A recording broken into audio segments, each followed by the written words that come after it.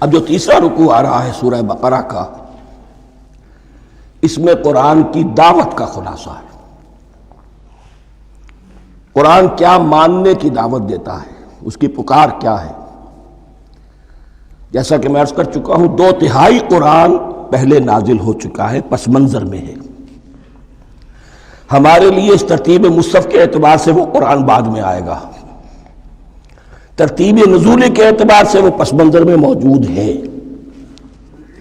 لیکن چونکہ یہاں پر مصحف کے اندر یہاں سے آغاز کیا جا رہا ہے، لہذا اس کا خلاصہ جو ہے لب لباب یہ ایک رکوع میں، اور قرآن کے فلسفے کا اور اس کے بعض نہایت ہی اہم جو موضوعات ہیں اور مسائل ہیں ان کا ذکر پھر چوتھے رکوع میں۔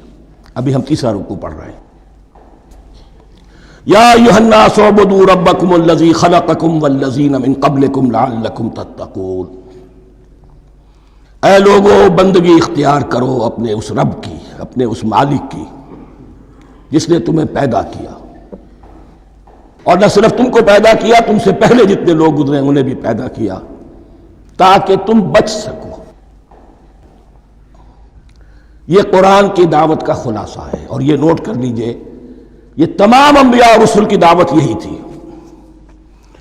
ہم جب پڑھیں گے سورہ اعراف پڑھیں گے، سورہ شعراء پڑھیں گے، ایک ایک کا نام لے کر ان اعبدوا اللہ واطیعون، ہر رسول کی دعوت یہ تھی، اللہ کی بندگی کرو، میری اطاعت کرو۔ یا قوم اعبدوا اللہ ما لکم من الہ غیرہ، اے میری قوم کے لوگوں، اللہ کی بندگی کرو، تمہارا کوئی الہ اور معبود اس کے سوا نہیں ہے۔ پھر عضو قرآن یہی عبادت رب انسان کی تخلیق کی غایت ہے، وما خلقت الجن والانس الا لیعبدون، ہم نے جنوں اور انسانوں کو پیدا ہی صرف اس لیے کیا ہے کہ ہماری بندگی کریں۔ لیکن یہاں ایک فرق بہت بڑا ہے، تمام رسولوں کی دعوت یہی ہے، محمد الرسول اللہ کی بھی یہی ہے، لیکن بڑا فرق کیا ہے؟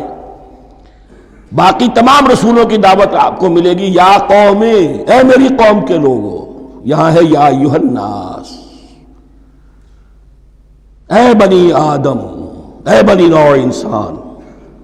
معلوم ہوا کہ تمام رسول حضور سے پہلے صرف اپنی اپنی قوموں کی طرف آئے ہیں، پہلے اور آخری اور کامل رسول ہیں اللہ کے محمد صلی اللہ علیہ وسلم، جن کی دعوت آفاقی ہے۔ یا ایھا الناس، یا قوم نہیں، یا ایھا الناس اعبدوا ربکم الذی خلقکم والذین من قبلکم۔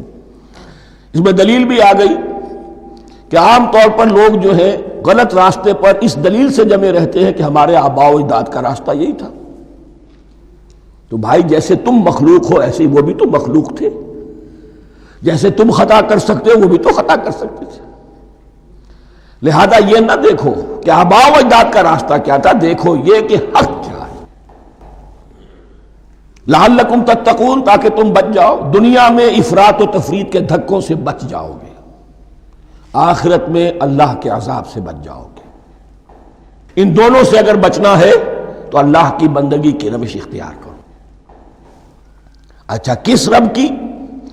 الذی جعل لکم الارض فراشا والسماء بناء، جس نے تمہارے لیے زمین کو فرش بنا دیا اور آسمان کو چھت بنا دیا۔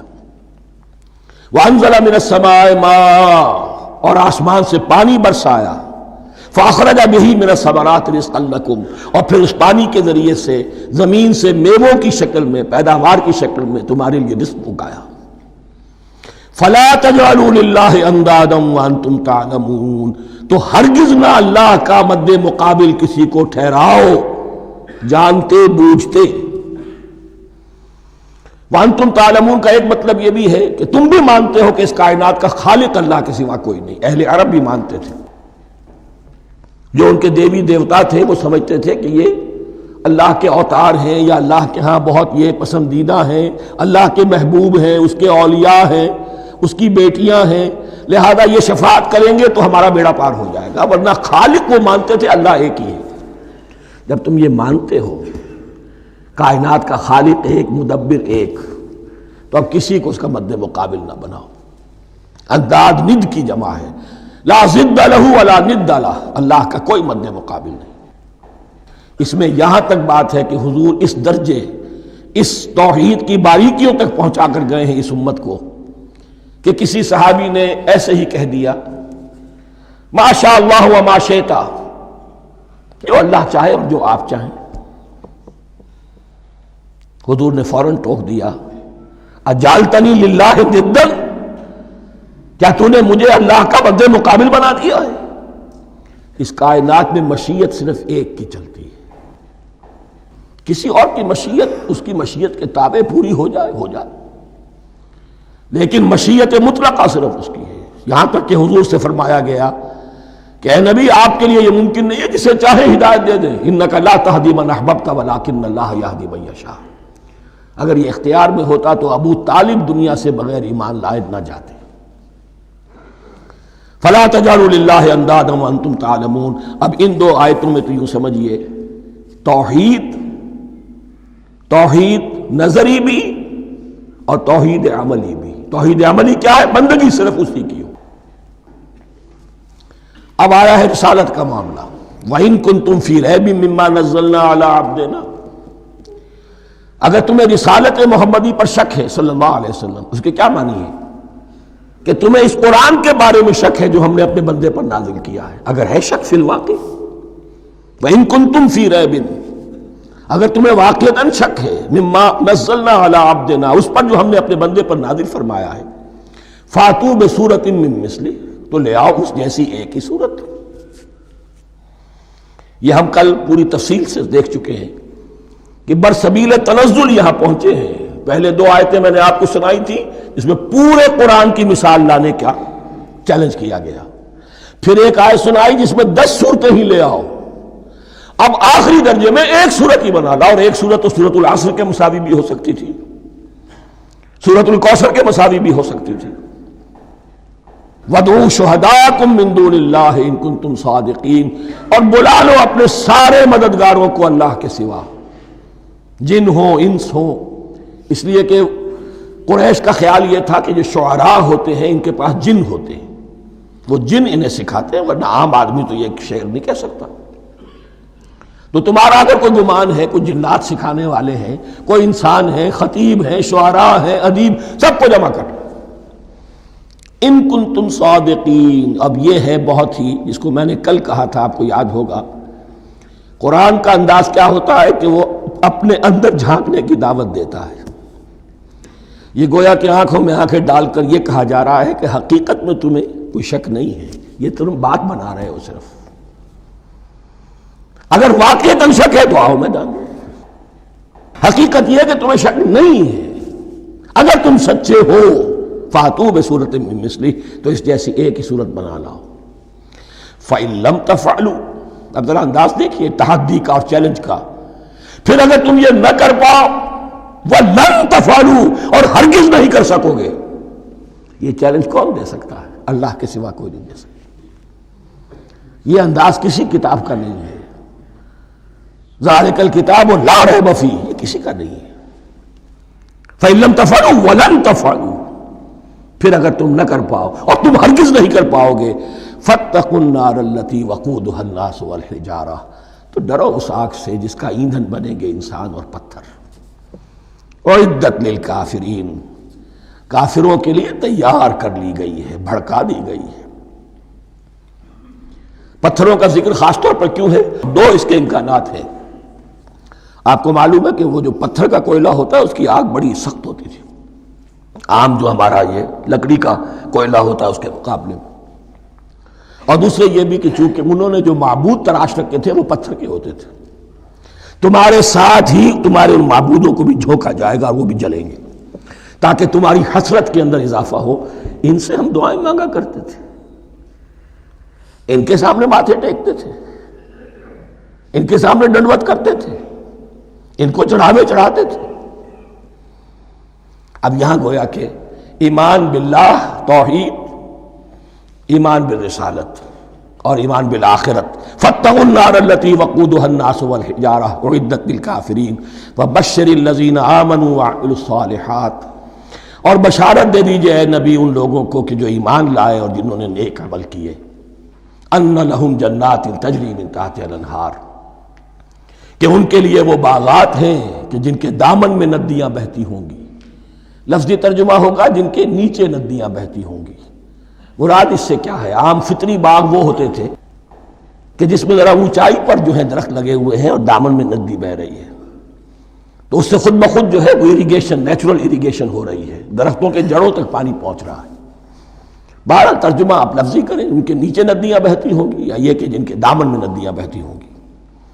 کلما رزقوا منہا من ثمرۃ رزقا، جب بھی کبھی انہیں دیا جائے گا کوئی پھل رزق کے طور پر کھانے کے لیے جنت میں، قالوا ھذا الذی رزقنا من قبل، وہ کہیں گے یہ تو وہی شے ہے جو ہمیں پہلے بھی ملتی تھی. اس کا ایک مفہوم یہ ہے، یہ جو نزل ہے، ابتدائی جو ہے دعوت ہے، ابتدائی ضیافت جو ہوگی اس میں وہی چیزیں کہ جو معروف ہے، جانی پہچانی ہے. یہ رمان، یہ دیکھیے یہ انار آ رہا ہے خوبصورت، یہ انگور ہے خوبصورت، یہ نخیل ہے، یہ نخل ہے، یہ رطب ہے، لیکن ذائقے کے کوئی نسبت و تناسب بھی نہیں ہوگا. وہ کہیں گے یہ وہی شے ہے جو ہمیں پہلے ملتی تھی. وَأُتُوا بِهِ مُتَشَابِهًا، مشابہ تو ہوگی وہ، لیکن ان کے ذائقے میں زمین و آسمان کا فرق ہوگا. اور ایک یہ بھی مفہوم لیا گیا کہ آخرت میں جنت میں بھی وہی میوے ملتے رہیں گے، لیکن ان کا ذائقہ بدلتا رہے گا. شکل وہ ہوگی لیکن ذائقہ وہ نہیں رہے گا کہ جس سے انسان کی بھی طبیعت بڑھ جاتی ہے ایک ہی شے کو کھاتے ہوئے. وَلَهُمْ فِيهَا أَزْوَاجٌ مُطَهَّرَةٌ، اور ان کے لیے ہوں گے اس میں بہت ہی پاک باز، نہایت پاک کی ہوئی بیویاں ہوں گی. ازواج مطہرۃ وہم فیہا خالدون، اور اس میں رہیں گے ہمیشہ ہمیش. یہ تو تین جو اصول ہیں دین کے دعوت ایمان، توحید اور رسالت اور معاد، ایمان باللہ، ایمان بالرسول، ایمان بالآخرہ. اب ذرا کچھ ضمنی مسائل ہیں کہ جو بعض کفار کی طرف سے، بعض معتزلین کی طرف سے پیش ہوتے تھے، وہ کبھی بھی اس چیلنج کا مقابلہ تو نہ کر سکے، میدان میں تو نہ آ سکے. یہ بالکل ایسی بات ہے جیسے کسی مصور کی تصویر پر اعتراض کرنے والے تو بہت تھے. جب کہا گیا کہ ذرا یہ لیجئے قلم، اس کو ٹھیک کر دیجئے، یہ برش آپ کے ہاتھ میں دیتا ہوں، اب سب پیچھے ہٹ گئے. تو کوئی صورت قرآن کے مقابلے میں لانا وہ تو ان کے لیے ممکن نہیں تھی، لیکن ادھر ادھر سے اعتراضات کرنے کے لیے جو زبانیں کھلتی تھی ان میں سے ایک اعتراض نقل کیا جا رہا ہے. وہ یہ تھا کہ وہ کہتے تھے کہ قرآن مجید میں مکھی کی تشبیہ آئی ہے، یہ تو بڑی حقیر سی شے ہے. اعلیٰ کلام ہو اور اعلیٰ متکلم ہو وہ ایسی حقیر چیزوں کا تذکرہ نہیں کرتا. بیت العنکبوت، مکڑی کا بھی ذکر ہے قرآن میں، اتنی حقیر شے کا، یہ کوئی اعلیٰ کلام نہیں. اس کا جواب دیا جا رہا ہے کہ اصل میں کہیں تشبیہ بیان کرنی ہے، تمثیل بیان کرنی ہے، تو دیکھنا یہ کہ جس شے کے لیے تشبیہ دی جا رہی ہے اس کی مناسبت والی شے ہو. شے کوئی بہت حقیر ہے تو کسی عظمت والی شے سے آخر کیسے تشبیہ دی جائے گی؟ وہ تو کسی حقیر شے سے ہی تشبیہ دی جائے گی تو جو اصل مقصد ہے تشبیہ کا وہ پورا ہوگا. ان اللہ لا یستحی ان یضرب مثلا ما بعوضۃ فما فوقہا، اللہ تعالیٰ کو تو اس میں کوئی جھجک نہیں ہے، کوئی شرم نہیں ہے کہ وہ مچھر کی مثال بیان کرے. تو اس سے اوپر، اب یا فوقہا میں دونوں معنی ہو جائیں گے، یعنی کمتر اور حقیر ہونے میں اس سے بھی بڑھ کر، یا یہ کہ اس سے اوپر کی کوئی شے اس کی مثال دینے میں اللہ کو کوئی جھجک نہیں. اس لیے کہ مکھی بھی بہرحال مچھر سے تو ذرا بڑی شے ہے. اس معنی میں بھی ہو سکتا ہے فوقہا، اور فوقہا اس معنی میں بھی کہ اس سے بھی حقیر ہونے میں اس سے بھی بڑھ کر. فَأَمَّا الَّذِينَ آمَنُوا فَيَعْلَمُونَ أَنَّهُ الْحَقُّ مِنْ رَبِّهِمْ، تو جو لوگ صاحب ایمان ہیں وہ جان لیتے ہیں کہ یہ حق ہے ہمارے رب کی طرف سے. وَأَمَّا الَّذِينَ كَفَرُوا، اور جنہوں نے کفر کیا ہے، فَيَقُولُونَ مَاذَا أَرَادَ اللَّهُ بِهَذَا مَثَلًا، یہ کیا مثال اللہ نے دی، کیا ارادہ ہوا اللہ کا اس مثال کے ذریعے سے. ناک منہ چڑھا رہے ہیں، اعتراض کر رہے ہیں.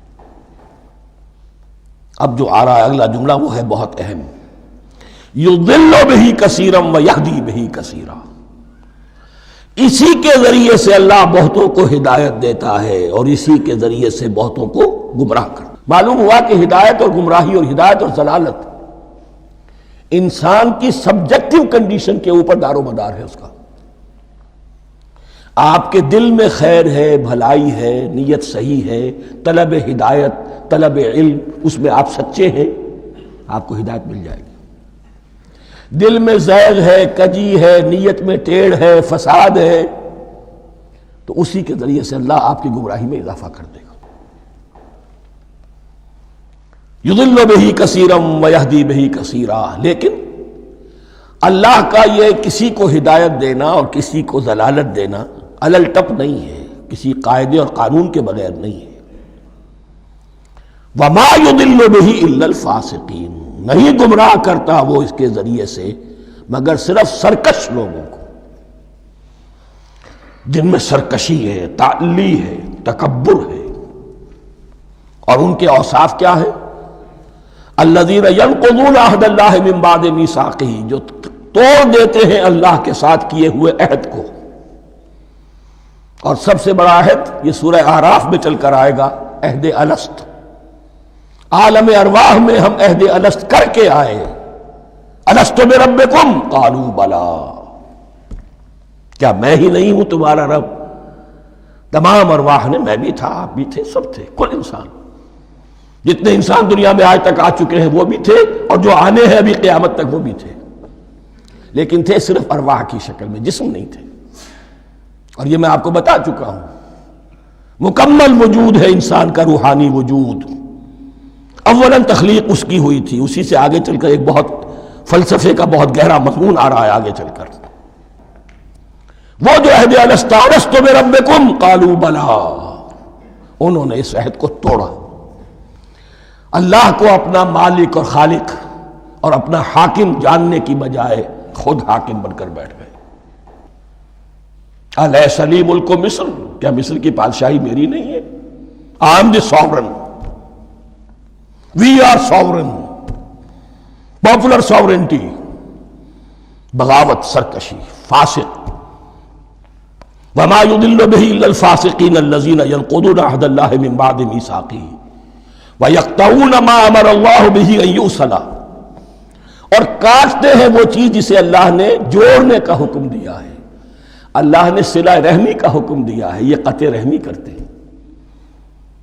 مال کی طلب میں بھائی بھائی کو ختم کرتا ہے، اس کے مال کو ہتھیانے کے لیے، اپنی ذاتی اغراض کے لیے تمام اخلاقی حدود جو ہے انسان پس و پیش ڈال دیتا ہے. اپنا تکبر، اپنے لیے تعلی. الذین، آپ دیکھیے، نوٹ کیجئے، اس میں ہماری شریعت کا فلسفہ یہ ہے. ایک تعلق ہے اللہ کا بندے کے ساتھ، حقوق اللہ. ایک ہے بندوں کا بندوں کے ساتھ، حقوق العباد. اللہ کا حق کیا ہے؟ اسے حاکم اور مالک، اور حاکم سمجھو، الملک سمجھو، خود اس کے بندے بنو. انسانوں کا حق کیا ہے؟ کونوا عباد اللہ اخوانا. سب آپس میں بھائی بھائی اللہ کے بندے بن جاؤ. اور اس میں سب سے اہم ترین رحمی رشتہ ہے، سگے بھائی، سگے بھائی بہنیں. پھر دادی کے اوپر جا کر وہ کزنز آ جائیں گے، پر دادی پر جا کر اور جمع ہو جائیں گے، یہاں تک کہ آدم و حوا پر تمام انسان جمع ہو جائیں گے. تو رحمی رشتے کی بڑی اہمیت ہے. تو وہ فاسقین کے جو توڑتے ہیں اللہ کے عہد کو، اس کو مضبوطی سے باندھنے کے بعد، وَيَقْطَعُونَ مَا أَمَرَ اللَّهُ بِهِ أَن يُوصَلَ وَيُفْسِدُونَ فِي الْأَرْضِ. انہی دونوں چیزوں کے نتیجے میں زمین میں فساد پیدا ہوتا ہے. یا اللہ کی اطاعت سے باغی ہو گئے، اور یا آپس میں ایک دوسرے کی گردنیں کاٹنے لگے. اولئک ھم الخاسرون. یہی لوگ ہیں جو بالآخر خسارے میں، آخری اور دائمی خسارے میں رہنے والے ہیں. کیف تکفرون باللہ وکنتم امواتا. تم کیسے کفر کرتے ہو اللہ کا؟ بڑا پیارا انداز ہے. وکنتم امواتا، تم مردہ تھے، فاحیاکم، تمہیں زندہ کیا، ثم یمیتکم، پھر تمہیں مارے گا، ثم یحییکم، پھر جلائے گا، ثم الیہ ترجعون، پھر تم اس کی طرف لوٹ جاؤ گے، لوٹا دیے جاؤ گے. یہاں وہ بات آ گئی جو آج نگاہوں سے بالکل اوجھل ہو چکی ہے. یہ ہم دنیا میں آنے سے پہلے مردہ تھے، کیا مانی؟ یہ مضمون آ کر اصل میں سورہ غافر یا سورہ مومن میں چل کر اس کی پوری وضاحت ہوگی، لیکن چونکہ یہاں تذکرہ ہو چکا ہے عہد الست کا، ہماری پہلی تخلیق ہوئی عالم ارواح میں، ارواح کی صورت میں، پھر ہمیں سلا دیا گیا، وہ ہماری پہلی موت تھی۔ مردہ جو ہے معدوم نہیں ہوتا، مردہ ہوتا ہے، بے جان ہوتا ہے، سویا ہوا ہوتا ہے، اور موت کو اور نیند کو تشبیہ دی گئی ہے۔ پھر ہمیں اس جسد کے ساتھ یہاں زندہ کیا گیا، پھر موت طاری ہوگی، پھر ہمیں زندہ کیا جائے گا۔ یہ آیت جیسا کہ میں نے عرض کیا بہت بڑی اور بڑی گہری حکمت اور فلسفہ قرآن کی آیت ہے۔ کیسے اللہ کا انکار کرتے؟ کنتم اموات، تم مردہ تھے، سوئی ہوئی ارواح کی شکل میں تھے، فاحیاکم، تمہیں جگایا اس جسد کے ساتھ زندہ کیا، ثم یمیتکم ثم یحییکم، پھر تمہیں مارے گا، پھر جلائے گا، ثم الیہ ترجعون، پھر تم اس کی طرف لوٹا دیے جاؤ گے۔ اور اب اس کے بعد جو آخری آیت ہے، هو الذی خلق لکم ما فی الارض جمیعا، اس نے تمہارے لیے بنایا ہے جو کچھ بھی زمین میں ہے۔ اس میں خلافت کا مضمون آ گیا۔